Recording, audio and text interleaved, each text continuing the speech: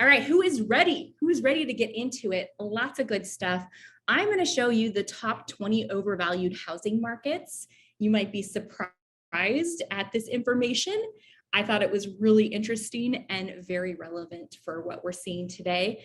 And check it out. These 4 indicators of home buyer activity and what they reveal. We're going to dig into that. I have some data for you on homes listed and homes sold, kind of interesting and just adding more to the uncertainty of today's market.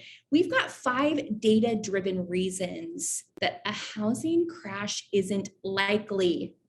We're going to look at those 5 reasons. I want you to be prepared and armed to be able to rattle these off to anybody that is within your realm. And a rising tide lifts all boats, unless that tide is a growing realtor count. So my prediction on what is to come. We're also going to take a look at the Q1 2022 numbers from Opendoor and OfferPad, unpack that a bit because iBuying is thriving. What do you need to know? We're going to look at the economic impact of iBuying in Q1 2022. We're going to go through 3 ways to stay relevant in this changing market. I always have a question for reflection, and I'm going to open it up for some live Q&A at the end.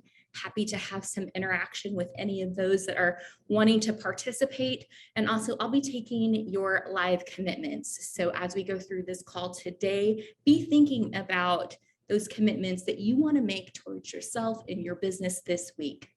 Let's dive right on in. The top 20 most overvalued housing markets. Well, here they are.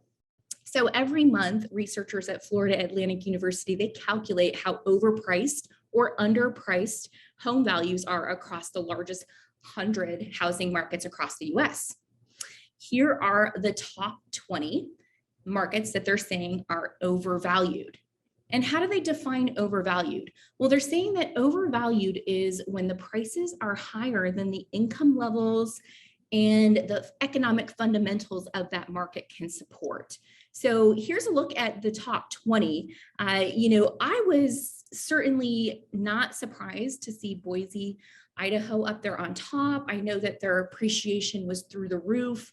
I'm actually talking with some agents in Boise that are saying that homes are starting to sit on the market a little bit longer. The feeding frenzy is kind of dying off. And so maybe that market is just a little overvalued.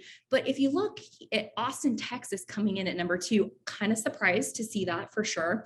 And then you can see the top 20. Now, if your market is not on here and you're wondering how you stack up, I'm going to go ahead and throw the link to this, the Florida Atlantic researchers research, so that you can go ahead and tap into that and you can see where your market's at. So I'm going to throw that link here in the chat. There it goes. Okay, cool. So you can take a look and see where your market is at and kind of follow along. It's kind of neat. They give you a drop down where you can change it per market. So take a look at that, kind of, take it with a grain of salt though, because this market is very unknown. We're in unknown times. Let's look at some indicators though of home buyer activity. So these are things that as we're looking at, we know that they're going to drive the future of purchases. So pending sales are affected by these things. Number 1, fewer people searched homes for sale on Google. So searches were down for the week ending May 7th. They were down 6% from a year earlier. So it may not seem like a whole lot, but they are down, and we're going to continue to watch this indicator of home buyer demand. Here's something else that I found really interesting. Touring activity from the first week of January through May 8th was 30 percentage points behind last year. So showing time is reporting less showing activity. So clearly that is an indicator that maybe pending home sales are going to start to wane just a little bit. Here's another indicator of home buyer demand. Mortgage applications were down 8% from a year ago. So year over year, mortgage applications are down. Are we really surprised? I mean, with interest rates going up to as high as they are now, I think that the only very serious people are playing in this market, or the individuals that may be rate locked and are taking advantage of that rate lock before it expires. So here's the last kind of indicator that I wanted to share with you today. For the week ending May 12th, Interest rates were up to 5.3% according to Freddie Mac. Now, I know that we are seeing buyers getting quoted much higher than this. So keep in mind, this is the Freddie Mac national average, 5.3%. A lot higher than a year ago when buyers were enjoying right around 3% in interest rates. So we can expect things to kind of shift and things to kind of change. So let's take a look at some of the data on homes listed and sold because it's important. Now, this is national data, and this is based on the homes that were listed and sold on a 4-week rolling average ending May 7th.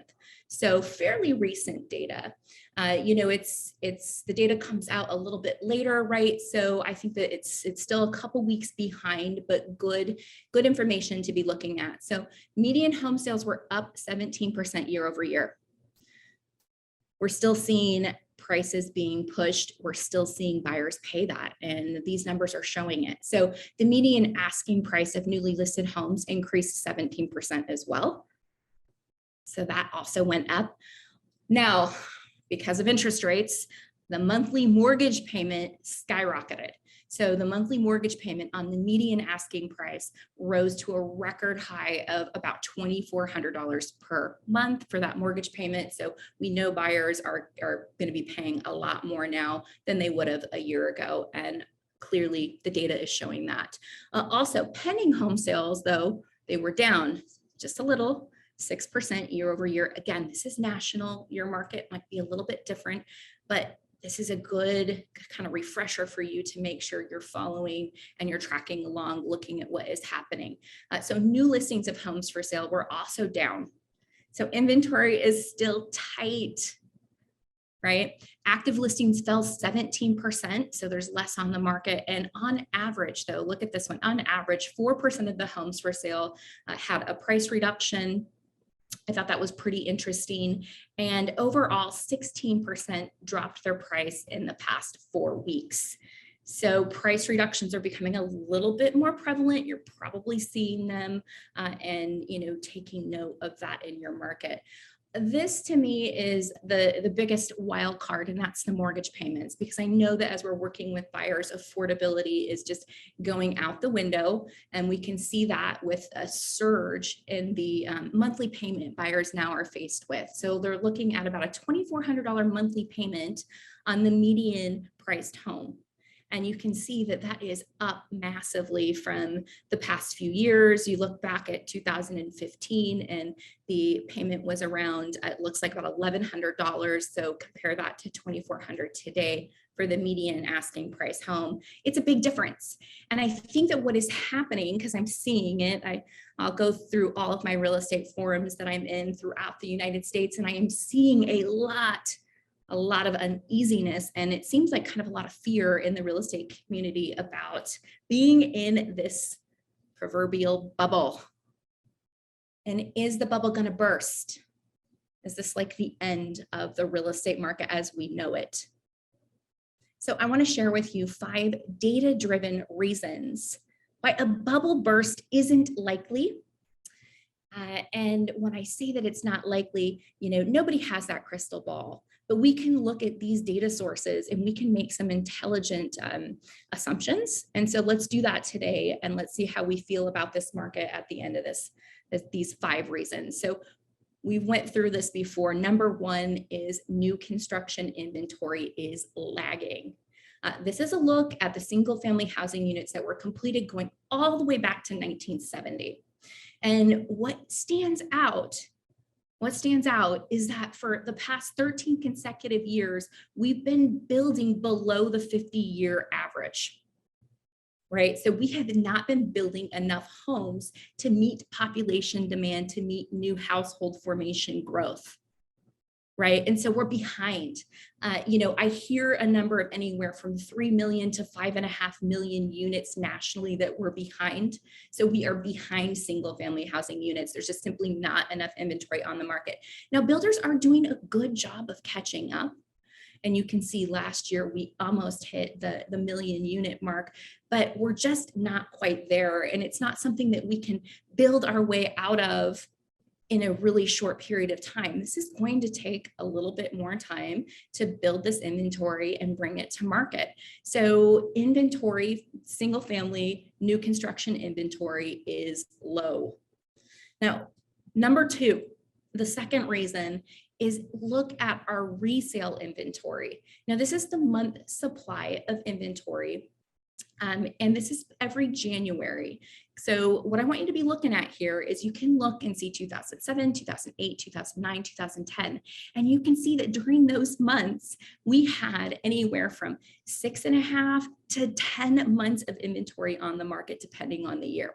You know, when the crash happened, it was at the 10 months of inventory on the market. Now, look at where we're at now. You can see that 2019, 2020, 2021, 2022, it is down, a downward trajectory.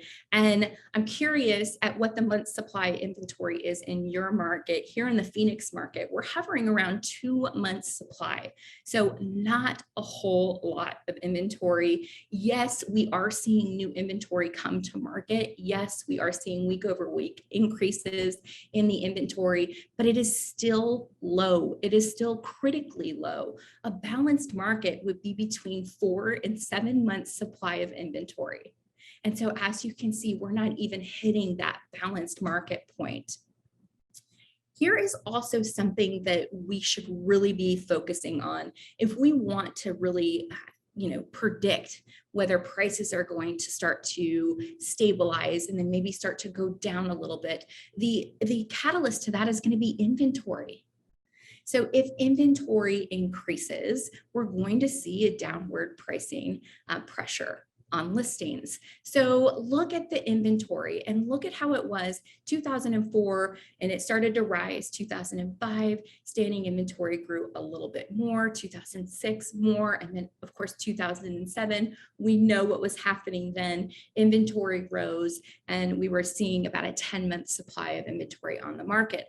But look at the years leading up to where we are today. Very low inventory, still critically low in most markets. So I think that is definitely a data-driven reason why a housing crash isn't likely, because there is simply not enough inventory on the market. I think adding to this inventory issue is going to be the amount of homeowners that are in these ridiculously low interest rates, and what are the chances of them just getting out of that rate and going into a new rate. Unless the demand is great, they are likely going to stay put in their homes, and we're not going to see this rush of sellers flood the market. Here is another reason, number 3.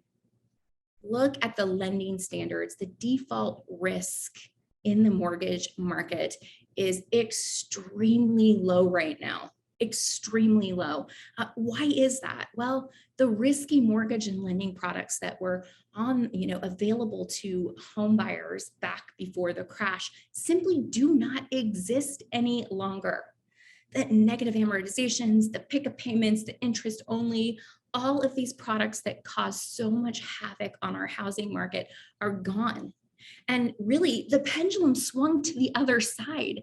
And now it is more difficult to get that loan. And what we're seeing is buyers are extremely qualified. So think back to what caused the previous housing bubble to kind of burst. And that was speculation in the market, coupled with all of these individuals that could get these ridiculously no doc stated income.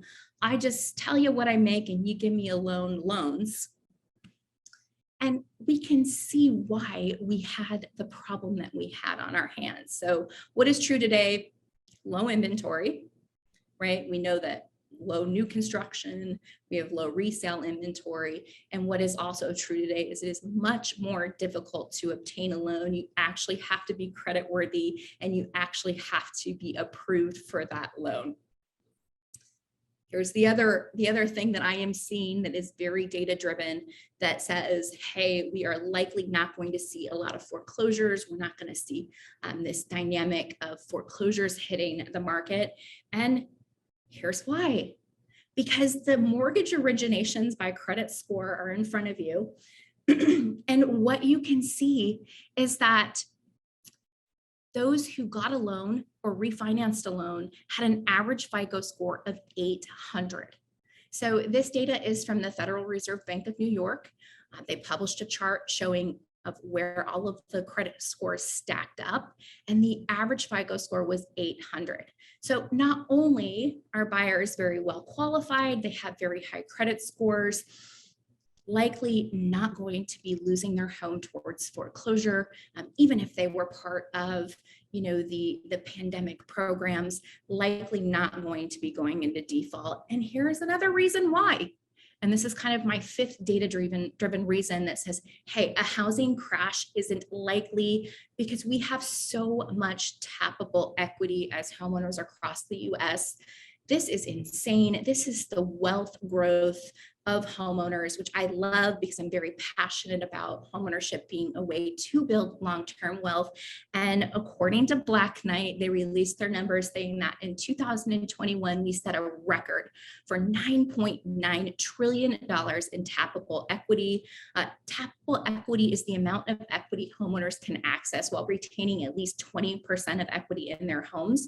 So we have a ton of tappable equity. The dollar amount across the US is about $185,000 on average each homeowner has in tappable equity.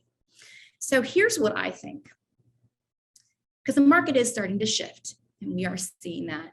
And I can share with you that here at Zoodealio, we are looking and forecasting and seeing that, that price appreciation month over month is likely going to stall. And, we kind of believe that we're going to see a stabilization. And maybe in some markets, maybe in some of those markets that were so hot, like the Boise's, like the Phoenix, maybe we'll see a little bit of pressure on pricing and maybe it'll go down a little.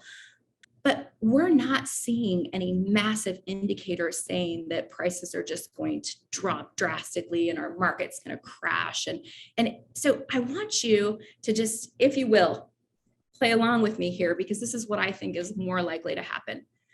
I think what's more likely to happen is that we are going to see a real estate agent crash. I said it, I don't want to say it, I don't like it, but I think that this is definitely more of what we will see versus a housing market crash. I think that there are so many of us in real estate right now, and my goodness, how do we compete? How do we compete against the other 1.6 million realtors that are out there? It's pretty darn crazy. Yes, it is, John. So this is the NAR membership, and you can see it just grows. You can see that right before the crash, we had about 1.3 million realtors, and today we are knocking on the door of 1.6. About 40,000 new realtors are coming on the market, 100 a day. I say coming on the market, coming into the business, I should say, about 100 a day. And so how do we compete against these other realtors? And not only these realtors, it's not just about them. Now we have to think of these big guys too. So I want to just share with you quickly the Open Door and the OfferPad numbers. You can get an idea of how they're doing, how iBuying is doing, and it is thriving. I think that is the takeaway today. iBuying is thriving. And as I look at these numbers, I'm blown away at how quickly these companies are able to gain traction from such a service-based industry where you and I know what it's like to have these intimate relationships with buyers and sellers. So how is it that these companies can come in a mass market share in the way that they have? I'm going to unpack that in just a moment, but quickly, let's look at these numbers. So Open Door last quarter acquired 9,020 homes. They blew past year over year, their year over year numbers. And what I also thought was interesting is they ended the quarter also with 8,066 homes under contract. So not only did they take down 9,020 homes, they put another 8,066 in contract. So massive, massive momentum is being had by Open Door. Look at what they sold. They sold 12,669 homes, which was a 415% increase year over year. So again, they're crushing their numbers. They're beating their expectations. And this equated to $5.2 billion in revenue, which was up 590% year over year. Open Door actually reported a net income this quarter of $28 million. So a lot of numbers here. The takeaway is they are buying a lot of homes. And the takeaway is that the consumer is going to them for that cash offer first, and they're getting the consumer first. Take a look at what the CEO of Open Door, Eric Wu, had to say about this in his shareholder letter. He said, for home sellers, we're seeing adoption accelerate with a quarter of record offer requests, up nearly threefold versus the prior year. These metrics strengthen our conviction that getting an offer from Open Door is well on its way to becoming a mainstream behavior to start a move. These words, I really hope you're reading this, and I hope it is motivating you to go take more action in your business, because when I read these words, well, we don't have to believe Eric Wu. We can look at the Google search trends, and we can see that when you search sell my home, a trending topic that people are also searching is Open Door. So we don't even need to take it from Eric Wu of Open Door and believe him. We can go to Google and find out that it is true. Sellers are searching out Open Door when they're searching out sell my home. Why is this important? It is important because they are getting to the consumer first. They are reaching into your database, and they are grabbing the people that know you, like you, trust you, and getting them to do business with them. And we need to stop that. How did OfferPad do? So OfferPad is a little less mighty than Open Door, but I like the way OfferPad is reporting their numbers because they give us a per home profit breakdown, and I think that's kind of cool and interesting. But check this out. So they acquired 2,856 homes. Again, they're up. Their numbers are also growing. All indicators are growth right now. They sold 3,602 homes. Again, up year over year. This is what I like to look at, though, is OfferPad reports the profit per home. And you can see that in quarter one of 2022, OfferPad made on average profit $18,400. So that is quite a bit of money the sellers are leaving on the table. Now, I know I have shared the 1,000-watt research report with you that shows that 77% of sellers are willing to give up 5 to 11% of their equity for an easy home sale. But these numbers just prove even more that sellers are willing to do that, and sellers are going to the Open Doors and the OfferPads looking for that convenient, easy exit. Here's some words from Brian Baer, the CEO of OfferPad. He said, I believe our ability to meet the consumer at the beginning of the real estate journey will help increase our total transaction volume, reduce costs, and provide a better one-stop experience for consumers. Interesting, Open Door and OfferPad CEOs both echoed similar sentiments about getting to the consumer first. Open Door said they have a record amount of offer requests. Brian Baer is saying that they are getting to that customer at the beginning of the real estate journey. So these are very important things for us to be thinking about in our business. Quickly, an economic impact on real estate agents of Open Door and OfferPad. Wanted to skim through this. So in quarter one, 2022, they sold 16,271 homes. That represented $6.57 billion in residential resale volume across the US. Now, keep in mind, I'm sure you're already going there with these thoughts, but let me just share with you. This is $6.57 billion that local listing agents across the markets that Open Door and OfferPad are in, local listing agents would have been bringing this inventory to market. So traditionally, you'd have, seller meeting with agent at the kitchen table. You do a little tour of their home. You sign your listing agreement. You put the house on the market. You get a buyer, etc. But this is $6.57 billion worth of residential resale inventory that is not being brought to market by the local listing agent any longer. It is being brought to market by Opendoor and OfferPad. So they are cutting us out. And I don't like this. And we have a way to combat it, because what this translates into is $180 million in lost commission. $180 million in lost commission. Now, I don't know about you, but this fires me up. This is opportunity to me. This is why we created Zoodealio. So how do we compete in this world? How do we compete when a lot of realtors are doom and gloom, the sky is falling, the market's going to crash, etc.?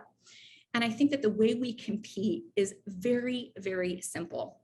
And I'm going to open it up here in a minute so we can do some live Q&A, so I can get your commitments of what you're willing to put yourself out there and do this week. But what are 3 ways that we can stay relevant? And if you've been listening to me, if you've been on my Monday calls, first of all, I just want to say thank you. Thank you for being here. I really have this desire to impact and serve at such a great level. And I really believe in you, and I believe in what you do. And I've been there. I know what that is like, and I know how hard we work for our clients. And so I want to do everything that I can to just really serve and inspire you to get out there and get more of this business, to keep this business out of the hands of these iBuyers. So how do we do that? And I think that in today's age, more than ever, we have to really be out there with the knowledge, be that knowledge broker, be the one that is giving good information, be the one that is making video content, that is sharing the insights of what's going on in your market, that's tracking the inventory. Here's the reality. You really don't even need to make predictions. You can just show the data. You can show what is happening, and people will be able to draw those conclusions for themselves. But, so many consumers and so many real estate agents right now think that the market is just in doom and gloom, dire straits, and it is not. And I think that you got to be out there. You got to be sharing with everybody on your social media channels, just unabashedly. You have to just go for it and share with them what you are seeing in your market. And then, of course, I really believe that we have to take that same mentality Opendoor and OfferPad do, and we need to get to the consumer first. If we can get to the consumer first with our menu of offers and options, we can keep them off of the big retail iBuyer websites, as I like to call them, and get them to do business with us. So just this morning, I was talking with a Zoodealio member that's prospecting with the Zoodealio system, and they just started. And what they're doing is they're texting out the lates and probate leads. And I guess they got an offer and never even talked to the homeowner. And the homeowner accepted the offer right through their dashboard, and they've never even had a conversation. And they're stoked and a little surprised. And I'm going, that's the whole point. This is the power of what we have here, is that you will get people to do business with you because you got to them first. They had the need, you solved it, and you got to them first. And we have to be able to shift our thinking a little bit, that it doesn't have to look like it looked in the past. And in the past, it may have looked like, you going to their home and taking a quick tour and sitting down at their kitchen table, but it doesn't have to look that way today. And you can do these things through texting out the link to your website and inviting people to fill out the simple survey to get cash offers on their home. And it can be that easy. Allow it to be that easy. See, that's the other thing too, is I'm pumped today for a few reasons. One of the reasons is in our team meeting, we watched some Tony Robbins this morning, and he was talking about our belief systems and what we believe to be true about what we're capable of, or who we can be, or this, that, and the other. And I think that Zoodealio is also one of those things that if your belief system is that you can get to the consumer first, you can meet them where they're at, you can give them cash offers, You can give them that menu of offers and options. You can display your listing right alongside the cash offer.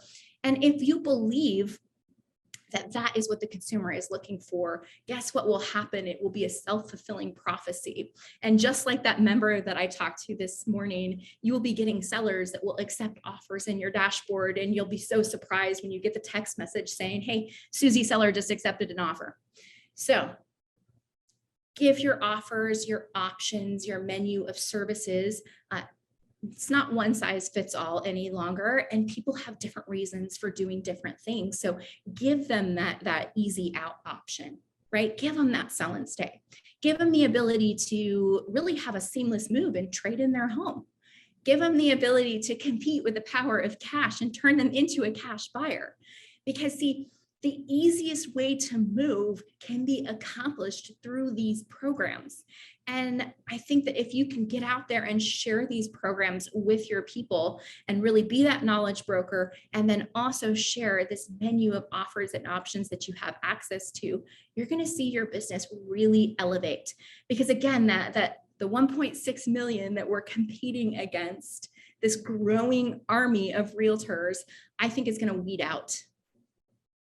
And I think that the remaining realtors are going to be the professional ones. You know, we've been talking about raising the bar in the industry for a very long time. And I think that the market's going to naturally raise the bar. I think the competition from the open doors and the offer pads are going to naturally raise the bar. And I think that if you have the same tools at your disposal that the other guys have, why not you? That is the question. Why not you? To take your business to where it's never been and to have a better year than you could have ever imagined, despite the changing times, despite that maybe inventory is going to rise a little bit, despite that interest rates are higher. And, you know, we probably had buyers that no longer can buy, that maybe you were hoping would cross the finish line this year, and now you're scrambling trying to find other ones to replace it. It can be you. When markets shift, you are provided a gift. While others are panicking, you are able to remain calm and focused and double down. And that leaves me to like the third way. And then I'm going to open this up for some Q&A, but it's to be consistent in your business. Be consistent with whatever it is you're doing. No system will work if you don't work it. It's kind of one of those things like we all kind of know that. So the question for you is, what gets in the way? What gets in the way of you doing the things that you know you need to be doing to get the results that you know you want? What gets in the way? And I've talked about this before. A lot of times, I believe it really boils down to one of two things. And number one, it's overwhelm. The market's been crazy, right? We've just been exhausted by the conditions. If you're working with buyers, God bless you. Even taking listings when you're getting that flood of calls and inquiries and pleads, and it's a challenging market. And to get your foothold into the market is also challenging. So if you're newer in the business, or if you're just ramping back up your business, it has been a challenging market. It is requiring more of us than ever before, which is a good thing, because we're going to be able to raise that bar, and we're going to be able to weed out the other realtors that aren't committed in the capacity that you are. So be consistent in your business. And when I say this, if you're lacking consistency in your business, then ask yourself that question: what is getting in the way? Is it overwhelmed? Are you overwhelmed already with what you're doing and what you have? And if so, put a plan in place to get yourself out of overwhelm. An overwhelmed mind does nothing. It shuts down. And so what I've found is that when things for me are very overwhelming, we're going through a massive software update. And I'm just so excited. I keep wanting to show it to you guys, by the way. I keep wanting to show you the new offer dashboard and some of the new things that I have been working so hard on for the past few months. And I haven't yet, but it's a lot. And on working through some of these updates, I really had to chunk it and just take it one little step at a time and keep going back to it and keep going back to it and keep working on it. I would have loved to have just sat down for 4 hours and boom, bam, done. But it doesn't work that way. It was an arduous task. We're talking, hundreds of hours of work going into this project. And so I had to chunk it down. But it was very overwhelming to me, very overwhelming. Some of the ways that I combat that is by setting deadlines. And if you can involve other people in those deadlines, that will also help you adhere to those deadlines. So, even if what you need to do, what you need to do today is you need to take the time to really work through Zoodealio, to set up your account, to find that prospecting method that's going to work for you. Chunk it out, write out the steps. So for instance, if you need to set up your Zoodealio account, I have great news for you. Tomorrow morning, Tuesday at 10 a.m., Alyssa will be doing a whole intro on setting up your account, going through submitting a property, showing you how to change your logos, showing you all the little ins and outs of the dashboard. So you can hop on her call tomorrow at 10 a.m. and get your account set up, right? But chunk out your projects into manageable pieces and just start at them and keep going back to them. You are so worth it. Your business is so worth it. The more consistent we can be, clearly, the better results that we're going to have. And I believe the better that we will do in this, what I potentially see as being a real estate agent crash that is upon us. And also so much competition coming into the marketplace from these corporate conglomerates. I love this quote. It kind of ties into being consistent in taking that daily action. It's from John Maxwell, and he said, "You will never change your life until you change something you do daily. The secret of your success is found in your daily routine." Such simple words, but profound and powerful. So if you are here and you want to share with us, well, I'm going to open it up. Q&A. You can raise your hand if you want.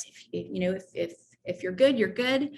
But I would love to open it up for dialogue and take any questions. Or if you have a commitment to your business that you are taking this week, I'd love to track that. I'd love to be that accountability for you. So let's open it up here. And if you would like to join in, all you need to do is raise your hand. Once you raise your hand, I'll get the notification and then I can unmute you. Couple things. So not all at once, please guys, not all at once. Kidding. All right, let me read through some of the chat here. Hey, Melanie, thanks for joining. Can we get this video and would you suggest that we share this with our clients? Oh, I'm not sure what video you're referring to. So if there is one or if we have one, absolutely, you can share that with your clients. Okay, so here's another comment. I thought one of the big iBuyers were selling off everything and getting out of business. Okay, yes. I don't know, 8 months ago or so, Zillow was in the iBuying business and I call it Zillow-geddon, and Zillow got out of the iBuying business. That is true. They sold off all of the homes that they acquired to a lot of private and public funds, as well as maybe even some to Opendoor and OfferPad. So very true. Zillow did get out of the business, but in Zillow's wake, Opendoor and OfferPad have thrived and they're just doing considerably well. My personal kind of sentiment on that play for Zillow is they wanted to get out of iBuying, but I think we're going to see them reemerge into this You might have heard the term that people are calling in real estate. It's called power buying. And power buying is basically the turning your buyer to cash. So giving buyers the ability to compete with these cash buyers. I think that that's Zillow's next plan, and I'll be really interested to see how that turns out. And it's going to be fun to watch. But what I know is that if you can give people these solutions, and another thing too, if you're prospecting with Zoodealio, make sure you're looking at the cash buyer list in your agent dashboard and prospect within those buy boxes. So buy and hold investors, which are public and private funds that are buying inventory and they're turning them into rentals. And I know I get it if you're thinking like, oh, this isn't good for home ownership. It's not good for, first-time home buyers. It's not good for affordability. I agree, but it's happening with or without you. And so in real estate, you have to serve the needs of the market. And if that is the need of the market, then we need to serve it. And if we have a way to compete with, the open doors and the offer pads, we should, right? And we must. And so I think that if you're targeting individuals within those buy boxes, you're going to fall into more of these buy and hold investors buy boxes. And the offers are extremely competitive in those buy boxes. So we'll even beat open door and offer pad offers. And oh, by the way, if you have a client that's already solicited an open door, an offer pad, or both offer, and you want to know if, you get the phone call or the message saying like, hey, Kayla, I got this open door offer. It seems pretty good. What do you think? And you're going, man, they went without me to open door. That's okay. Immediately enter them in the back end of your agent dashboard, click the submit a seller, enter them for a cash offer. We will see if we can get you a cash offer to beat the open door, the offer pad offer. It is happening. It is happening across the US right now. It's so exciting to see it happen. I love it when we beat them. And if you can find out the number, so for instance, they get an open door offer at 450. If you can find out the number of that offer, that even helps us more. So just kind of be thinking of that. And if you find yourself in that predicament, definitely reach out to us. We'll coach you through it. You can reach out to our support. You can email support@zoodealio.com. You can call us. If you want to talk to the offers department, you can email offers@zoodealio.com and they will help you there as well. So let's see. And oh yes, the slides for today. Absolutely. I will absolutely give these up. I was emailing them out when I would email out the call, but the email kept going to spam. And so I didn't know if it had something to do with the slides. So I kind of stopped emailing out the slides just because I didn't want it to go to spam. So I will get you the slides. And if you would like a copy of the slides, feel free to email me. My email is Kayla, K-A-L-A, @zoodealio.com, and I'll get those out to you right away. All right. Yes, John, I agree. Thank you for your insight. Often the offers are very good from Zoodealio investors. It's what we're really, our goal is to position residential real estate agents to just be that purveyor of these easy options and meet that consumer where they're at the beginning of their journey, just like Open Door and OfferPad are trying to do. We want to insert you into that deal and make sure you don't lose out because you don't have these easy cash offers and other creative options to sell. So absolutely. All right. Looks like we just have a few minutes left today. What action are you committed to taking this week? It all boils down to you and what you will do. Don't leave this call without making a commitment to yourself and writing that down and getting after it. Hang up and take one small step in the direction of what you're committing to doing. So if you're listening today and you're going, you know what, I need to be that knowledge broker. I need to get back on my Facebook Lives, or I need to start making Instagram Reels, or I need to start posting consistently on social media. Well, before you hang up this call, write it down, write that down. And then as soon as you get off this call, open up your phone, open up your calendar and schedule it. Schedule the time this week that you will take that action, hold yourself to it, make it a non-negotiable. Guys, I'm excited because I see a lot of growth and I see a lot of potential for those of us that are willing to just get out there and be brave enough to take action. So I'm excited. I just want to say thank you for being here. I also want to let you know that next week I will be in Miami.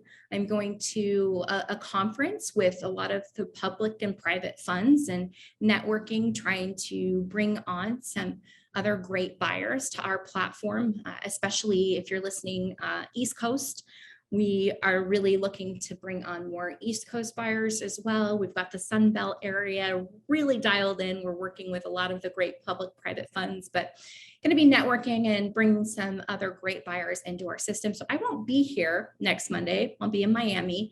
And then the Monday after that is Memorial Day.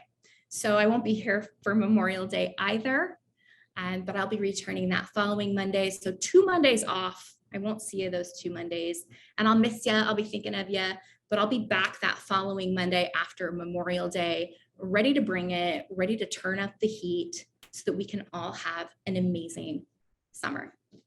All right. Thanks so much. Everybody get out there and have a great day.